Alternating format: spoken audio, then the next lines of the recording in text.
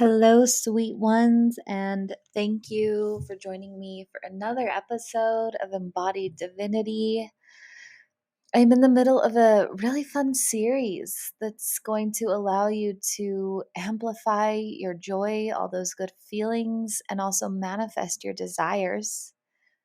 So, last week, I alone talked about expanding into the frequency of joy and the things that you want to feel. Then we had a special guest on Wednesday, Douglas, who shared with us a process for manifestation. Friday, we had a really beautiful expanding into joy meditation. And today, we are continuing on our learning journey into alchemizing low vibrational energies. So, we'll have one more week after this of this beautiful manifestation slash amplifying really yummy energies. So if you follow along with me and us, you're going to really walk into March just feeling absolutely exquisite. So thank you for being here.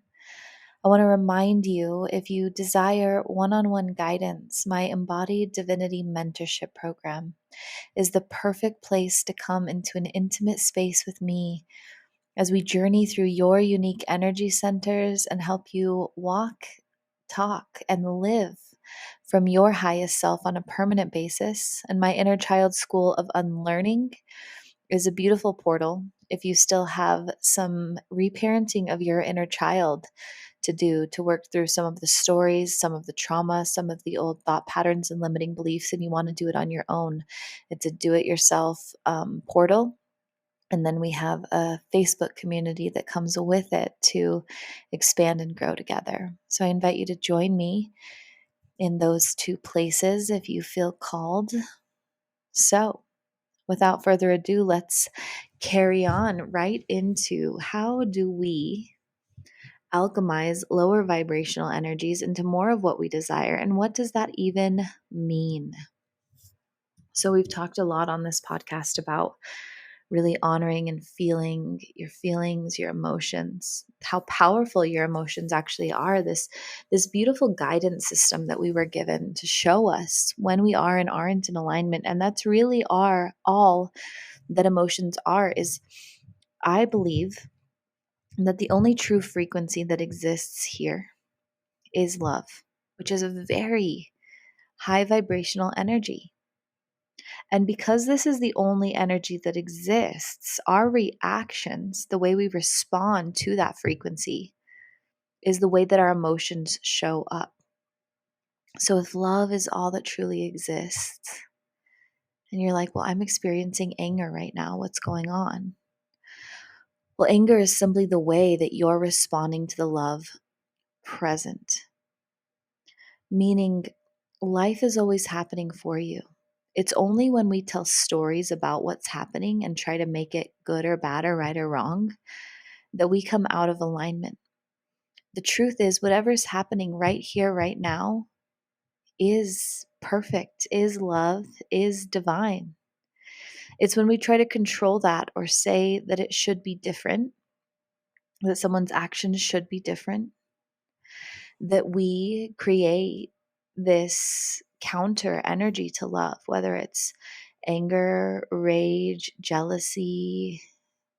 There's so many different emotions that can show up: sadness, grief, just a feeling of pain and suffering. And all these things do is they show us that something is out of alignment within us. Now, we can try to blame everyone and their mom for all of the ways that we feel, but that's not what we do here. Here in Embodied Divinity, we take accountability and responsibility for the way we feel and the way we're responding to life happening through us. We are the master alchemists, meaning we know when we feel anger, hallelujah, this is more energy that I can use to create what I desire. And it's showing up to show me that there's something out of alignment either within me or, sometimes anger can show up to say you're out of alignment because you're around somebody or someone's energy that isn't in alignment. I'm using anger because it's the easiest one. We can do this with sadness and grief too. But really focusing on anger right now, if we look at anger as our friend, knowing that anger is simply responding to the love present, then we can say, thank you, anger, for showing me that the words that they used aren't in alignment with me and a boundary is needed. Thank you, anger, for showing me, maybe anger towards yourself. Thank you, anger, for showing me that I stepped out of alignment with my integrity and my desires. And now I'm feeling this anger. And so I make a choice, an empowered choice with this information I have to choose differently. Thank you, anger, for showing me that I stepped into energies that were in alignment with my soul's truth. I'll choose differently now. But what a lot of people do is they feel the emotion, sadness, grief, anger, whatever it is, they feel it. And instead of processing it through their physical system, they immediately make it mental.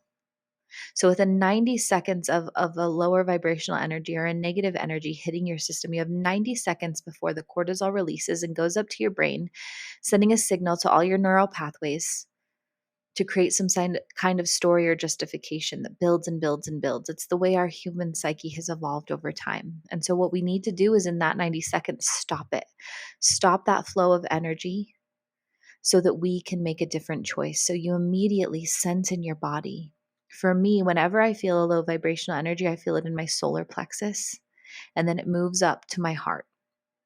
So what it feels like for me is prickly, acidy, kind of on fire, not in a good way feelings.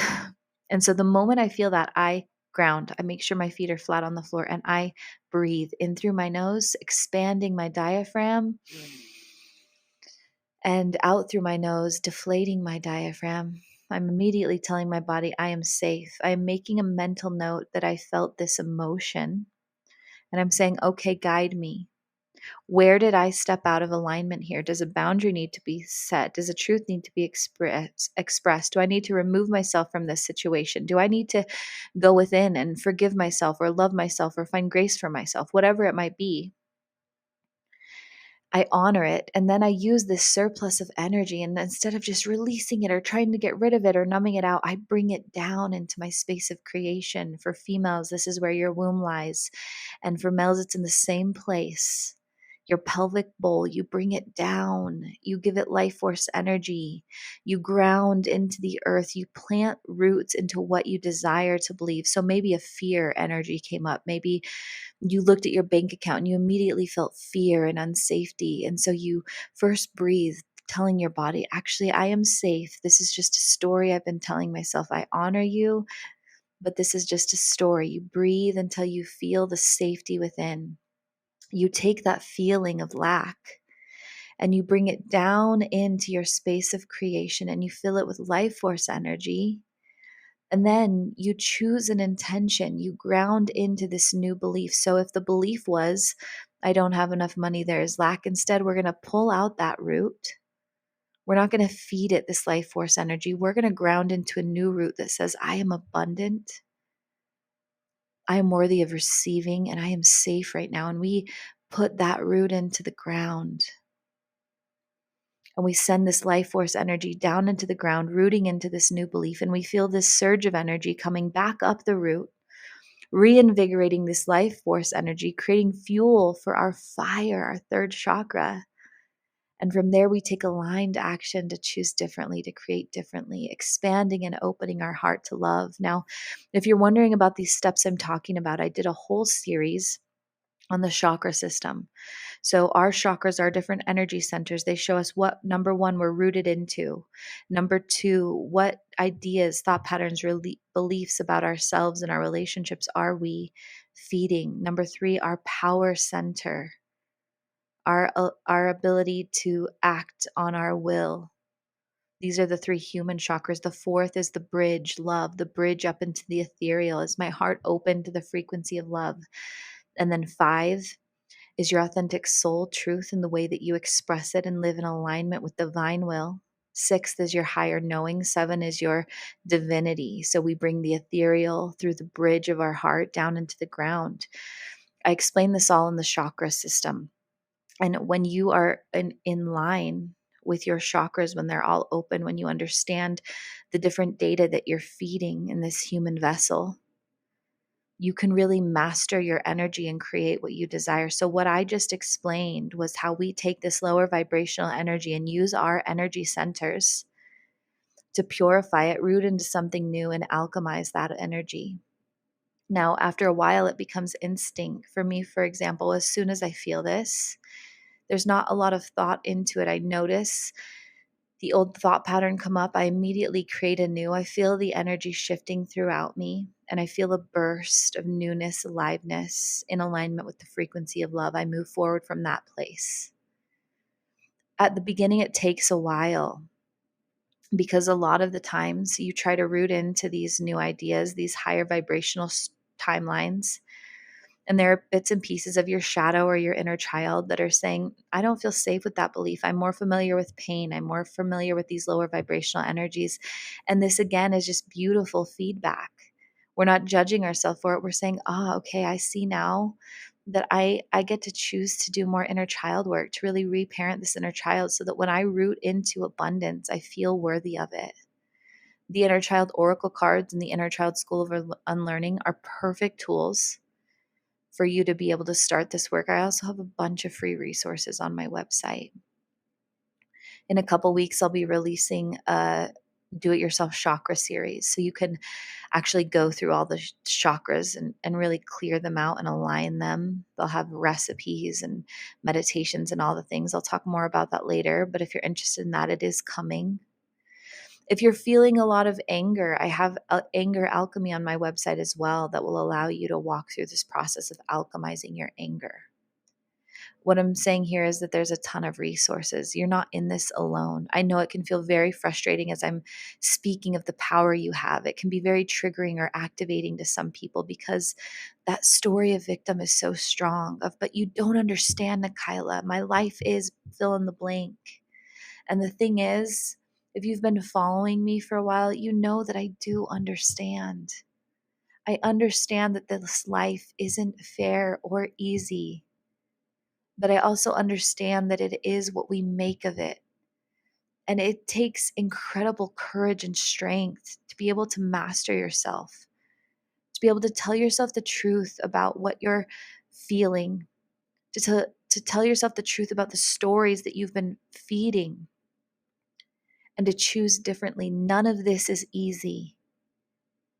But the reason I'm so passionate about coming here and telling you about these tools, about these strategies, is because I know from the depth of my soul that it is worth it to never feel powerless again, to know that in any situation you walk into, that you walk through, that life gives you, you will rise, and not just rise, you will rise in alignment with your soul, leading with your heart. And it will be hard and it will be beautiful, and you can do it. And the more you do it, the easier it gets. Life never stops happening for you.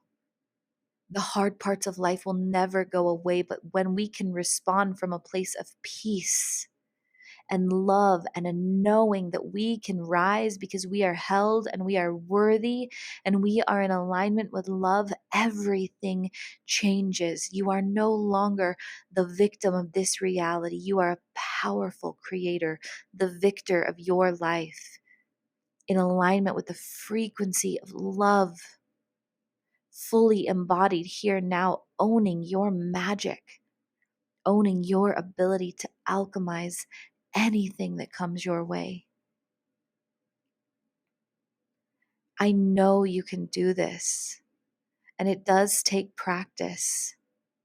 This series is here so that you can start amplifying all of the good energies, so that you can start really embodying joy and bliss and moving from a place of love. And it does take awareness. It does take observing these different things that come up within you. But if you're anything like me, you don't want anything to have authority over you. And I'm telling you, these lower vibrational energies have so much authority over people's life. The moment people feel triggered or have some sort of low vibrational emotion, they will immediately divulge in the most detailed stories about why it's happening, how maybe they deserve it, how somebody else is to blame, and they keep feeding and feeding and feeding this lower vibrational energy. None of that has to happen. We get to focus on how we want to feel. You can validate and honor the feelings. You can nourish your inner child. You can find grace for yourself and also tell a new story. A story from a place of ownership and accountability and radical responsibility, the ability to respond to life happening for you. It's such a powerful way to be in this world. And you're going to ruffle some feathers as you take ownership of your life. And again, as you take ownership, as you ruffle these feathers, as people respond to you in ways from their own projections, from their own wounds, if you feel the trigger within you, you get to use that again to your advantage. Awareness. What is this feeling arising? So what am I rooted into? Can I unplug from that root? As I feel and honor this feeling, can I breathe it into my space of creation? Can I plug into a new rooted reality? What story can I tell about this that will walk me into my dreams? And can I root into that? And can I send that nourishing life force energy? And can I bring that back up into my body and create anew from an enlivened perspective of empowerment and victory? Can I open my heart to love and see the way that life is happening for me and use this powerful energy, which is what all emotions are, to create more of what I desire instead of feeding the stories of what I do not want? And this is where we really start to babysit our language and our thought patterns. My number one rule of thumb is like, are you speaking to and about yourself in a way that you would speak to or about an innocent, sweet child? Are you being uplifting and compassionate and non-judgmental?